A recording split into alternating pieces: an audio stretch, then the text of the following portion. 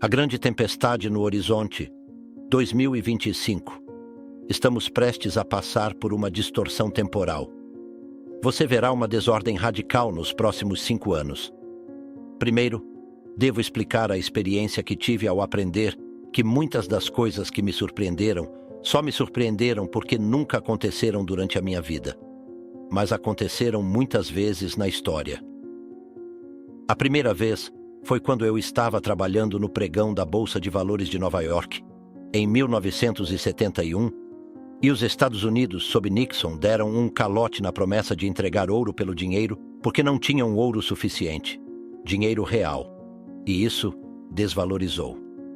Eu fui para o pregão da Bolsa de Valores de Nova York esperando uma grande queda, mas o mercado subiu muito. Isso aconteceu porque eu nunca tinha vivido uma desvalorização antes. Então, descobri que em março de 1933 aconteceu exatamente a mesma coisa com Roosevelt no rádio, o mesmo evento. Depois, estudei os anos 30. O que aconteceu em 1938 em termos de depressão levando às guerras e assim por diante, e as taxas de juros chegando a zero, é exatamente o que aconteceu em 2008.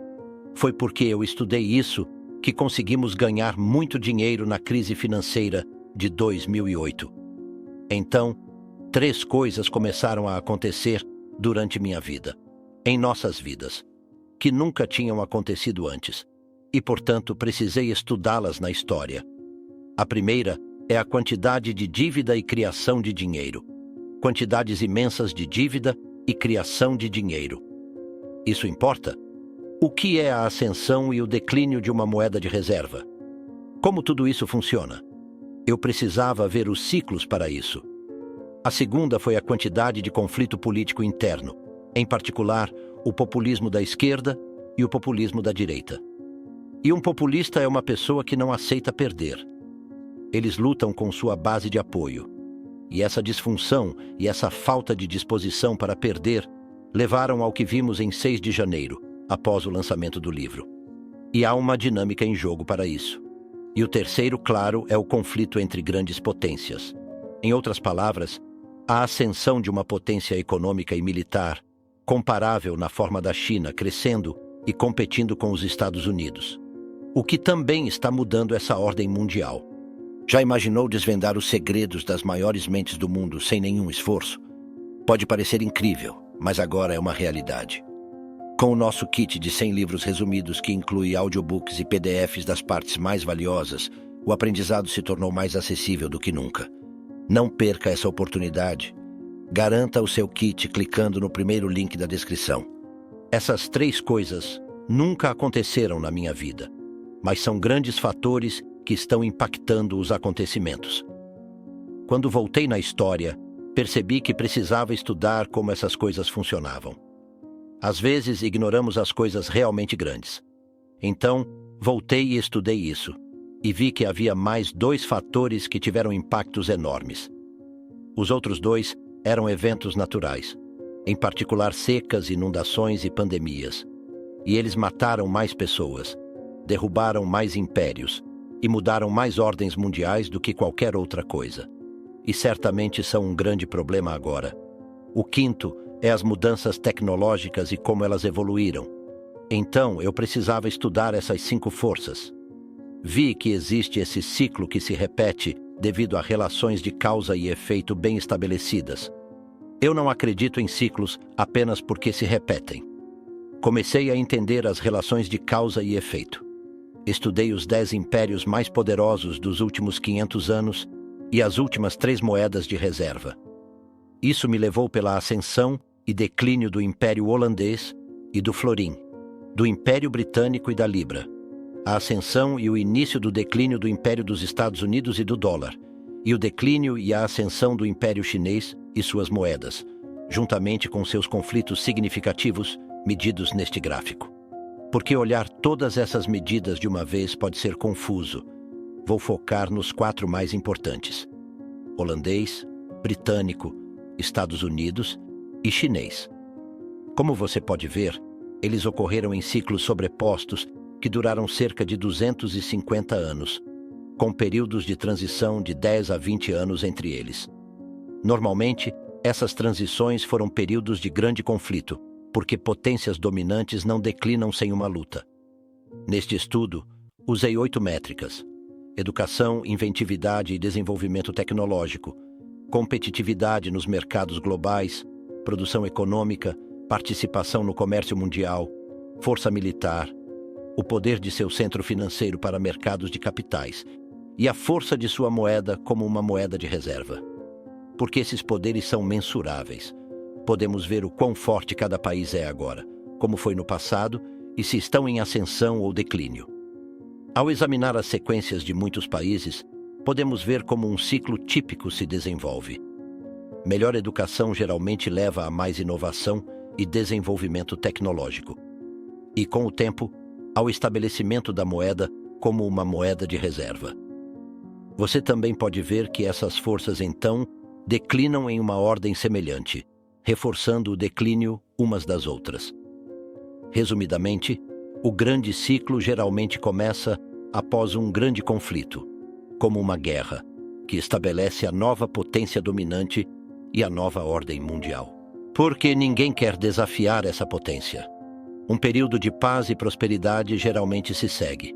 À medida que as pessoas se acostumam com essa paz e prosperidade, apostam cada vez mais em sua continuidade. Elas tomam empréstimos para fazer isso, o que eventualmente leva a uma bolha financeira. A participação do império no comércio cresce, e quando a maioria das transações são realizadas nesta moeda, ela se torna uma moeda de reserva, o que leva a ainda mais prosperidade. Ao mesmo tempo, essa prosperidade crescente distribui riqueza de forma desigual. Então, a disparidade de riqueza geralmente cresce entre os ricos e os pobres.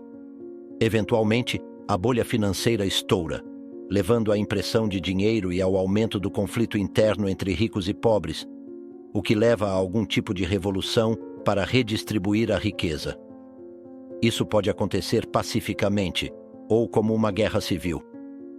Enquanto o império luta com esse conflito interno, seu poder diminui em relação a potências rivais externas em ascensão. Quando a nova potência em ascensão se torna forte o suficiente para competir com a potência dominante que está enfrentando colapsos internos, conflitos externos, geralmente guerras, ocorrem. Desses conflitos internos e externos, emergem novos vencedores e perdedores. Então, os vencedores se reúnem para criar a nova ordem mundial e o ciclo começa novamente. Acredito que a China será uma grande potência no futuro próximo. Penso que o quadro básico é que a China, os Estados Unidos, a emergência da Índia e outros estão mudando a ordem mundial de maneira muito profunda. Não podemos dizer quem será o vencedor e o perdedor deste jogo, mas acredito que sabemos que este conflito estará conosco e ele está mudando totalmente a ordem mundial.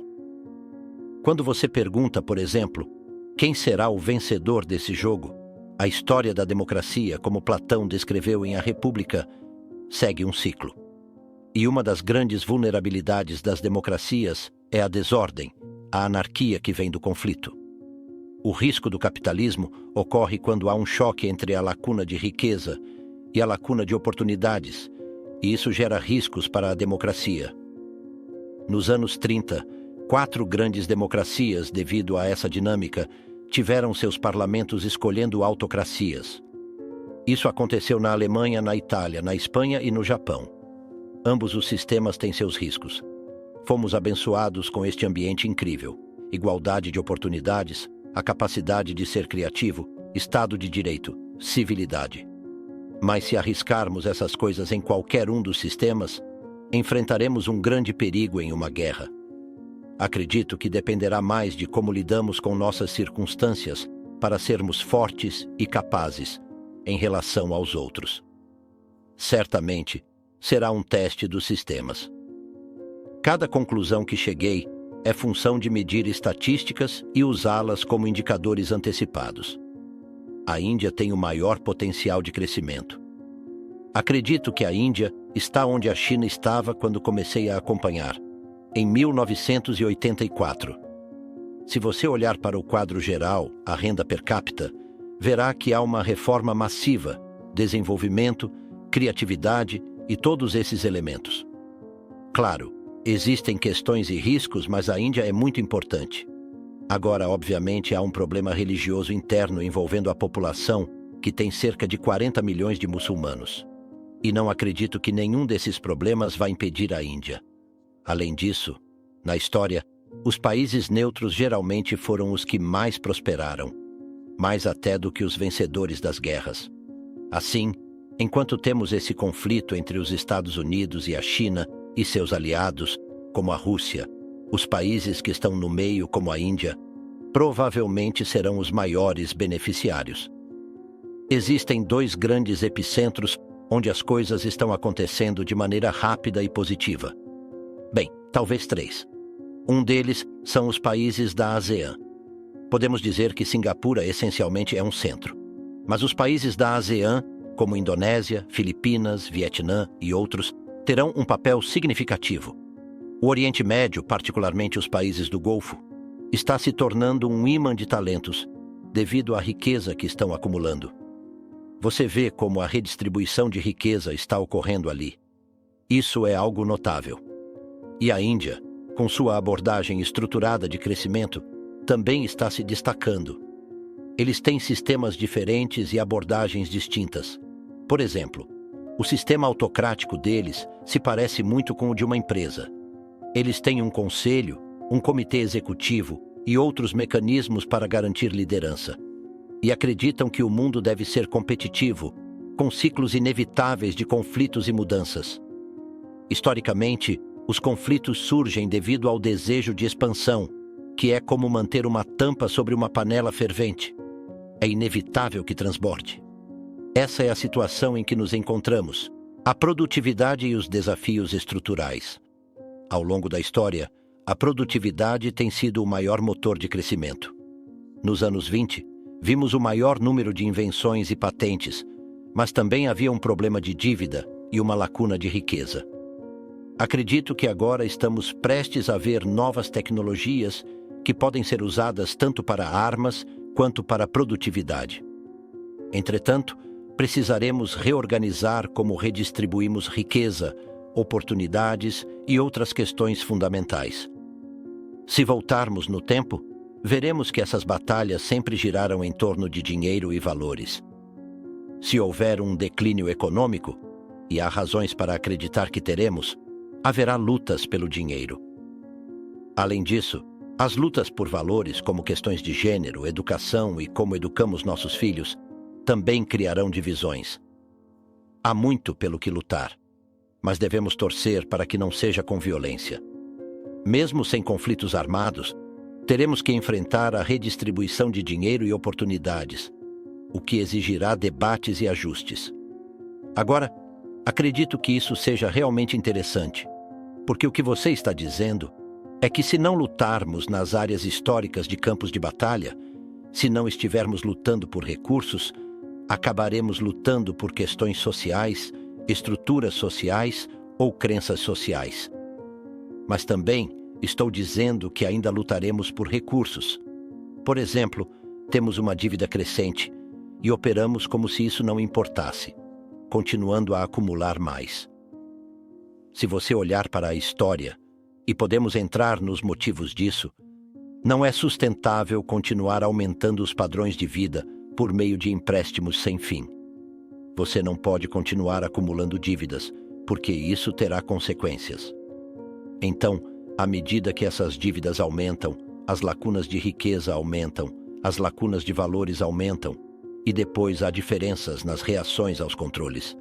Você vê movimentos que se opõem a essas tendências, criando pontos de conflito. Teremos coisas pelas quais lutar, ao mesmo tempo em que, esperançosamente, teremos um milagre de produtividade. Nos próximos 5 anos, ano após ano, atravessaremos uma espécie de distorção temporal. Você verá uma desordem radical enquanto cada um desses fatores se desenrola. Primeiro, teremos as eleições. Depois, o conflito geopolítico. Então temos a questão climática que, aliás, é um problema muito caro, precisamos discutir os custos desse problema. Por fim, enfrentaremos a questão da tecnologia, que pode trazer o maior milagre, mas também pode ser usada como uma arma. Pensamentos sobre dívida. Agora, focando um pouco sobre a dívida, temos a dívida dos SNUA, mas também temos outros 182 países com montanhas de dívidas. Como você pensa sobre a relação entre dívida e PIB, tanto em termos relativos quanto absolutos? Para qualquer país, e muitas vezes para vários países ao mesmo tempo, como vimos nos anos 30, o que acontece é que a dívida aumenta em relação à renda. Isso significa que os pagamentos dos serviços da dívida aumentam em relação à renda, o que reduz o consumo. À medida que isso se complica, surge a percepção de que é necessário imprimir mais dinheiro. Portanto, acredito que no próximo declínio econômico, veremos mais um movimento para imprimir dinheiro. Existem certas coisas acontecendo agora que indicam que o grande risco surge quando as pessoas não querem mais manter esses títulos. Pense na relação oferta e demanda. Há um déficit.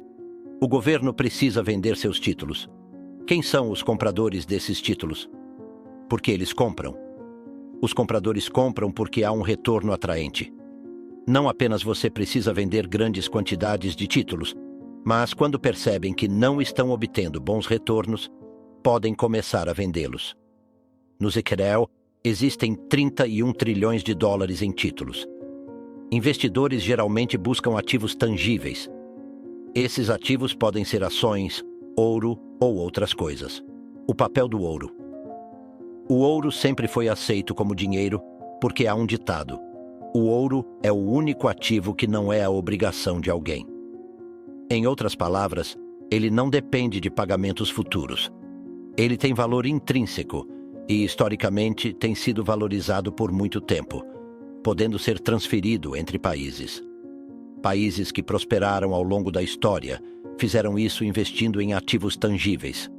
Os Ewariro, por exemplo, ganharam a maior parte de sua riqueza antes de entrarem nas duas grandes guerras mundiais. Assim, certos países prosperarão, enquanto outros enfrentam dificuldades. A crescente lacuna de riqueza.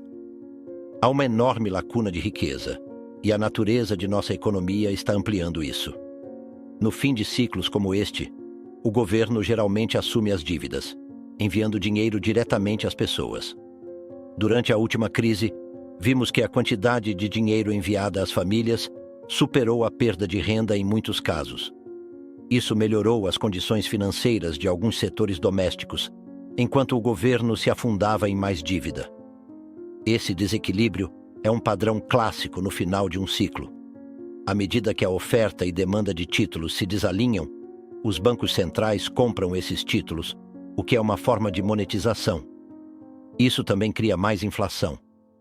Nos anos 20, por exemplo, tivemos inovações incríveis e grandes avanços tecnológicos. Mas, mesmo assim, grandes problemas estruturais, como dívidas e desigualdades, não foram resolvidos. Os desafios atuais.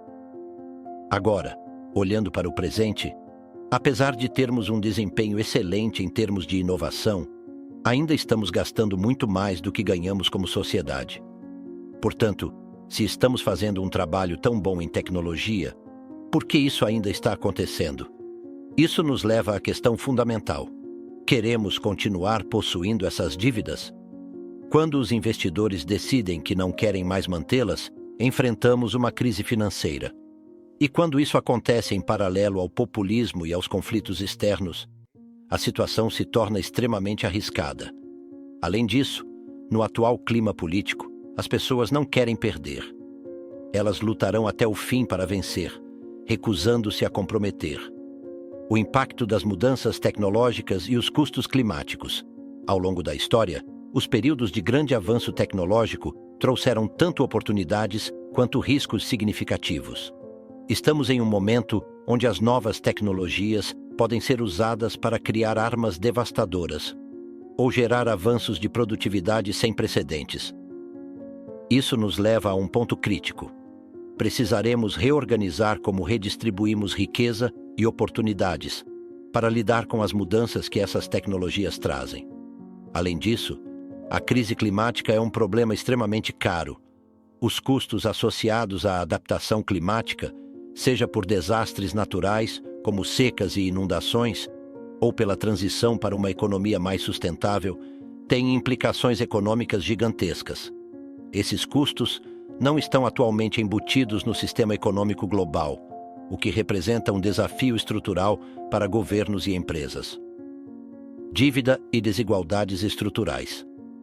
Quando analisamos os sistemas econômicos, vemos que o capitalismo, em sua forma atual, não aloca recursos de maneira adequada. Por exemplo, na educação, existe uma enorme lacuna entre o que pessoas ricas podem oferecer a seus filhos e o que as famílias mais pobres podem proporcionar. Isso cria uma desigualdade de oportunidades que perpetua o ciclo de pobreza e restringe o crescimento geral da sociedade. Na questão da dívida, estamos gastando muito mais do que ganhamos. Os governos, em particular, estão acumulando déficits crescentes. O Japão, por exemplo, tem impresso grandes quantidades de dinheiro, o que resultou em uma desvalorização significativa de sua moeda. Os detentores de títulos japoneses perderam cerca de 80% de seu poder de compra em termos de moeda local. Esse tipo de dinâmica cria instabilidade e desconfiança nos mercados. Nos Estados Unidos, estamos começando a ver um aperto no consumo. Os pagamentos dos serviços da dívida estão aumentando, enquanto as receitas permanecem estáveis ou declinam. Isso reduz a margem de manobra do governo para lidar com crises futuras. O próximo ponto de inflexão econômico. O maior risco ocorrerá quando investidores começarem a vender títulos em massa, forçando o Federal Reserve e outros bancos centrais a intervir novamente, comprando esses títulos. Se isso acontecer durante o próximo declínio econômico, que muitos acreditam que ocorrerá nos próximos 4 anos, será um ponto extremamente arriscado para o sistema financeiro global. Populismo e sua ameaça ao sistema. O aumento do populismo em todo o mundo adiciona outra camada de instabilidade. Populistas, tanto de esquerda quanto de direita, tendem a recusar compromissos. Eles adotam posições rígidas, dispostos a vencer a qualquer custo, o que agrava as divisões sociais e políticas. Quando combinamos populismo, crises financeiras e conflitos externos, temos uma receita para a desordem. O sistema precisa de reformas estruturais urgentes para lidar com essas tensões. Desafios do capitalismo e a necessidade de reformas. Embora o capitalismo tenha impulsionado a inovação e a prosperidade, ele apresenta falhas significativas. O sistema de lucro, por si só, não direciona recursos de forma eficiente para questões como educação, saúde ou mudanças climáticas. Por exemplo, os custos das mudanças climáticas não estão sendo contabilizados. Isso cria um sistema onde problemas ambientais geram enormes prejuízos sem soluções sustentáveis no longo prazo. Na educação, as disparidades regionais são outro grande problema. Nos Estados Unidos, por exemplo, a educação é controlada em nível estadual e municipal, o que resulta em grandes lacunas de qualidade. Comunidades ricas podem investir mais em suas escolas, enquanto áreas mais pobres ficam para trás, perpetuando as desigualdades. Os próximos 2 anos, 2023 a 2025, entre agora e o início de 2025, enfrentaremos uma série de desafios interligados. 1. Relações China-EUA. Os conflitos econômicos e geopolíticos continuarão a moldar a ordem mundial. 2. Crises financeiras. O aperto fiscal e o aumento da dívida trarão consequências para o consumo e os investimentos globais. 3. Avanços tecnológicos. Enquanto essas tecnologias podem trazer milagres produtivos, também podem ser usadas como ferramentas de destruição. 4. Mudanças climáticas. Os custos associados a desastres naturais e adaptação climática continuarão a pressionar os governos. Esses fatores combinados criam um cenário de volatilidade e incerteza. Reflexões finais sobre os desafios futuros. Embora estejamos enfrentando enormes desafios, também há oportunidades de inovação e transformação. O mundo está em uma encruzilhada. As decisões que tomarmos nos próximos anos determinarão se podemos superar esses desafios ou se sucumbiremos às tensões crescentes. Ao mesmo tempo, devemos lembrar que a história mostra que crises como essas são momentos de transição. Elas podem levar à criação de novas ordens mundiais e ao surgimento de novos líderes e sistemas.